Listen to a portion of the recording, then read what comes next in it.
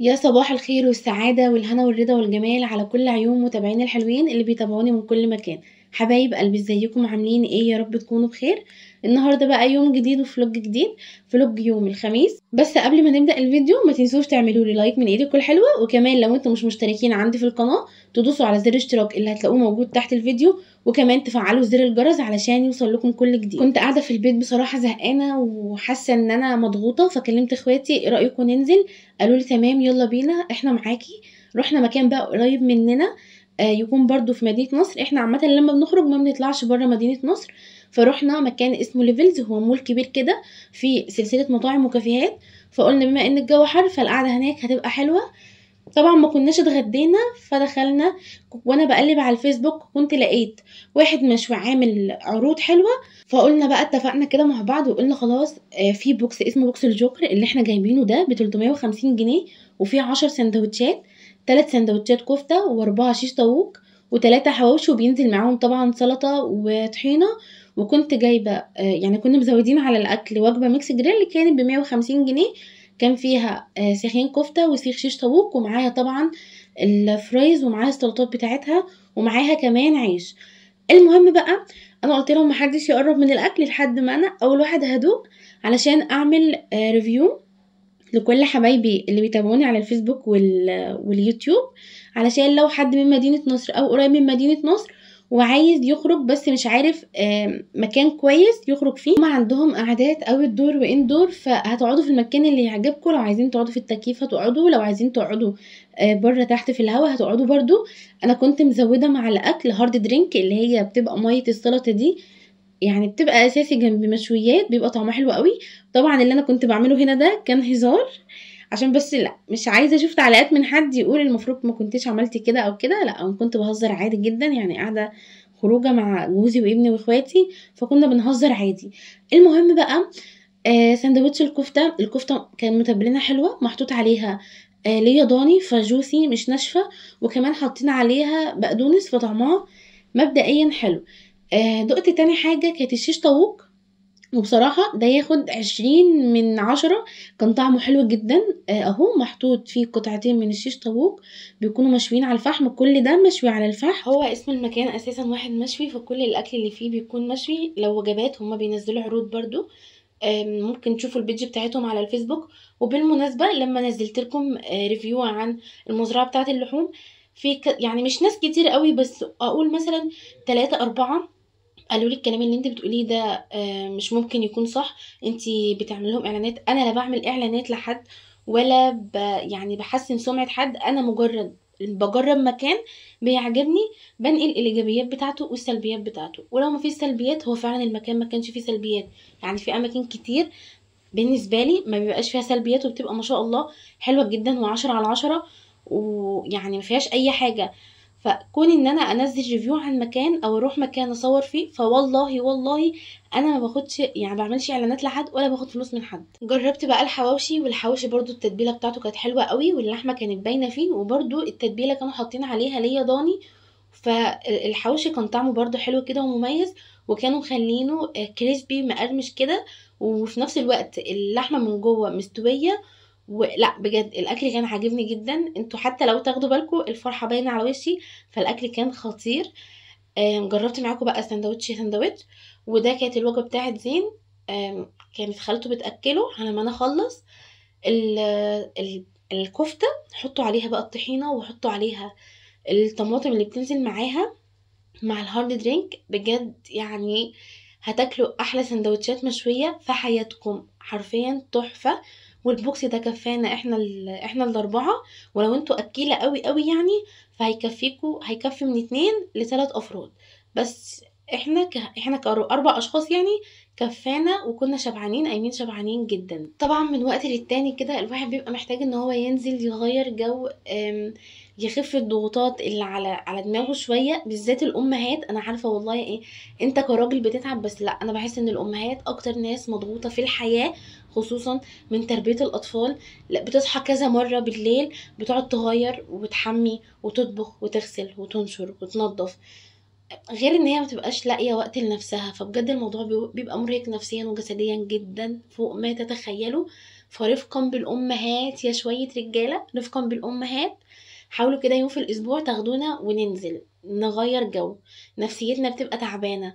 فلو ما نزلناش كل ده هيأثر بالسلب على بيتنا. لازم كده من وقت للتاني نحس ان احنا في دماغكم ان انتوا فاكريننا، ان انتوا بتقدرونا. يعني حتة التقدير دي لوحدها تخلينا نعمل الشغل كده بقلبنا مش بايدينا. المهم خلصنا بقى وكان جنبنا الحديقة الدولية، قلنا يلا بينا نروح نقعد هناك شوية ونشوف الالعاب اللي موجودة، ونشوف. يعني انا بس تقريبا بقالي اكتر من 12 13 سنه ما روحتش ولا حديقه عامه. كانت اخر حديقه روحتها كانت حديقه الازهر، وكنت لسه في اولى ثانوي او كنت في اولى ثانوي. فبقالي كتير جدا مفتقده الحديقه وكده. فقلت يلا بينا نروح. رحنا على شباك الدخول، قطعنا التذكره. تذكره الدخول كانت ب20 جنيه، مش غاليه قوي. هي الحديقه بتفتح من 8 الصبح وبتقفل 11 بالليل. فقطعنا 4 تذاكر ب80 جنيه، ودخلنا بقى نتجول فيها كده شوية. الجو كان تحفة، الهوا كان جميل. طبعا في هوا علشان في شجر في خضرة، الهوا كان كويس. فضلنا بقى نتمشى كده شوية، لقينا بقى عائلات كتير ما شاء الله جايبين الكولمان بتاعهم والملايات وكل حاجتهم معاهم وفارشين كده وقاعدين. كان شكلهم حلو قوي بصراحة. بحب انا العائلات المحترمة الجميلة النظيفة من جواها البعض، السالكة لبعضها كده، عكس عائلات التانية اللي زي رضوان البرنسي دي، ربنا يبعدنا عنهم. بصوا بقى ده كان شكل الحديقة. انا هسيبكم مع الجولة اللي احنا بناخدها. انا بس كنت بقول لكم كده معلومات عشان لو حد كان عايز يعرف سعر الدخول بكام او احنا في انهي حديقة، فحبيت ان انا اقول لكم المعلومات دي كلها. وهنا طبعا كنت عمالة اجري ورا زين علشان عايز يلعب مع الاولاد اللي اكبر منه، بيلعبوا بالكورة وبيلعبوا بألعاب تانية خطر ومش مناسبة لسنه خالص.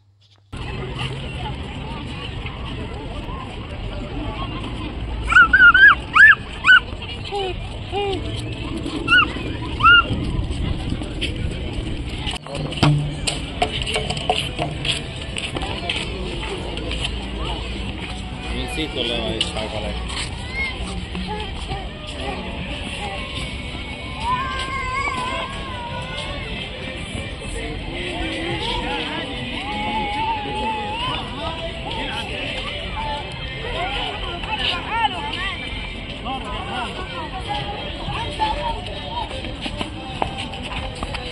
ممكن خلاص كفايه.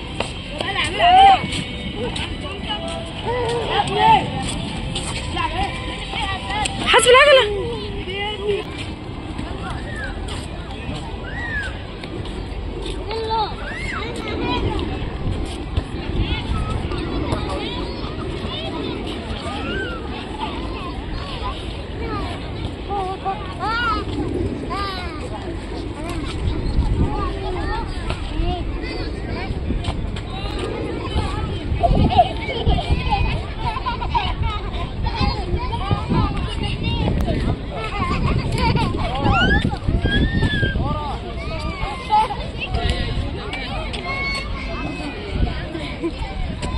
بعد ما لعبنا بقى واكلنا الاول طبعا، وبعد كده لعبنا وقعدنا نجري شويه لحد ما الاكل اتهضم خلاص.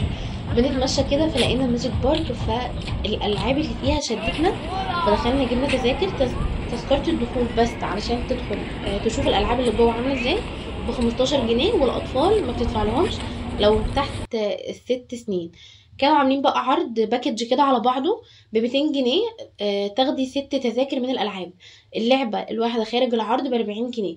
بس احنا دخلنا بقى واخدنا جوله كده. هي البارك كبيره جدا وفيها العاب كتير قوي، بس اغلبها العاب حساها خطر شويه وما تنفعناش او ما تنفعنيش انا ولا تنفع زين. ولو عايزين تسيبوا الاطفال في الكيدز اريا فبتسيبوهم الساعه الواحده ب50 جنيه، وانا شايفاه سعر كويس جدا، لان يعني في اماكن تانية بيكون اغلى بكتير قوي. المهم لقيت اللعبه اللي هي بتاعه الحصانه والاسود اللي بتلف دي، وبعدين قلت لزين يلا بينا تعالى يعني نجربها انا وانت. بس هو مجرد ما شاف الاشكال بالاجسام بتاعتهم الكبيره دي، هو متعود على الالعاب اللي بيلعب بيها في البيت الصغيره. فاول ما شافهم قعد يعيط، ففضلت اهدي فيه وخليت الولد اللي كان واقف على اللعبه يعني يشغلها. ومجرد ما اللعبه بدات تتحرك عيط شويه، وبعدين بدا ان هو يهدى ويسكت ويندمج مع اللعبه.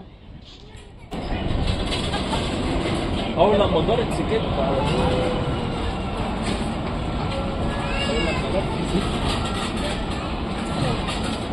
عشان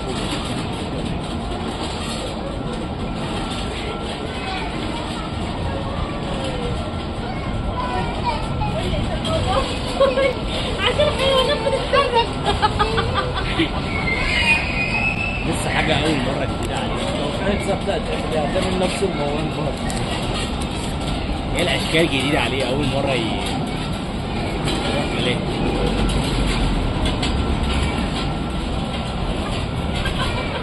ما تخافش يا عم، ما تخافش، خايف ليه؟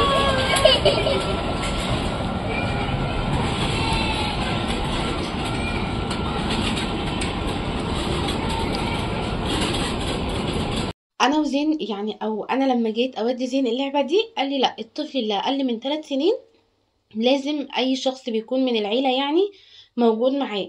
كنا عايزين نركب اللي هي الكائنات نفسها، فقال لي هيبقى لو الحيوان نفسه فهيبقى انت تذكره وهو تذكره، او لو تذكره واحده بس فانا هفضل واقفه جنبه على رجلي، يعني مش هبقى قاعده. فحسيت ان الموضوع بالنسبه لي هيبقى متعب، فقال لي الاحسن طالما ما قطعتوش غير تذكره واحده بس، فان انتوا تقعدوا في العربيه دي. والعربيه دي برضو مخصصه عشان لو في حد كبير او ربنا يعافينا مريض فيقدر ان هو كمان يعني يستخدم الالعاب براحته. نيجي بقى للعبه دي، انا وسلمى فضلنا واقفين قدامها اكتر من نص ساعه، بنشوف يعني الناس اللي بتركبها بتنزل سليمه ولا بعد الشر حصل لها حاجه. انا وهي كان عندنا نفس التفكير، خايفين ان السلاسل بتاعه الكرسي تتفك فنقع، بالذات بعد الفيديو اللي شفناه بتاعه حادثه الملاهي في السعوديه، فكنا خايفين قوي. فهي قعدت تشجعني وانا قعدت اشجعها، فالمهم استقرينا في الاخر ان احنا هنلعب اللعبه دي.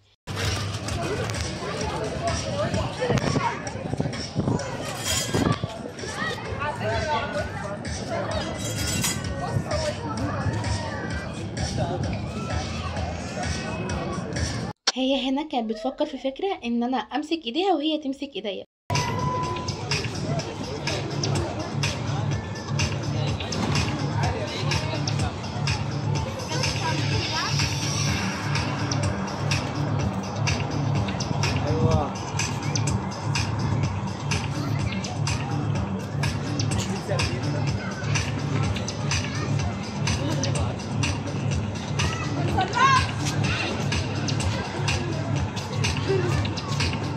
بتعملوا ليه كده؟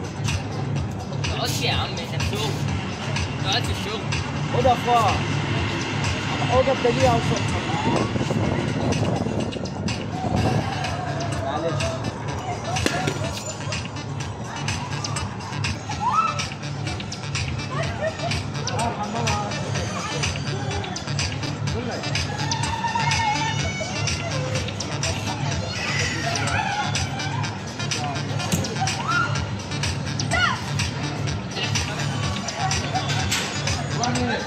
بعد ما عدى نص الوقت في اللعبة، سلمى بقى كانت بجد موتراني جدا، عمالة تنادي عليا وعمالة تصرخ، فمش عارفة بجد كملها. قعدت اقول لها ما تركزيش، ما تبصيش تحتك وما تبصيش جنبك، لان الارتفاع بتاعها كان عالي واحنا اول مرة نركبها، ما ركبناهاش قبل كده، كنا يعني بنلعب العاب تانية.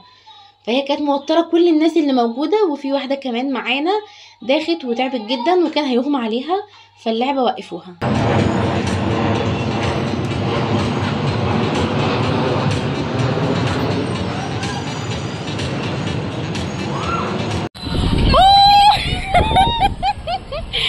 والله العظيم ممتعة، بس ما تركزيش تحت على الارض لان الارتفاع بتاعها فظيع. ايه ده؟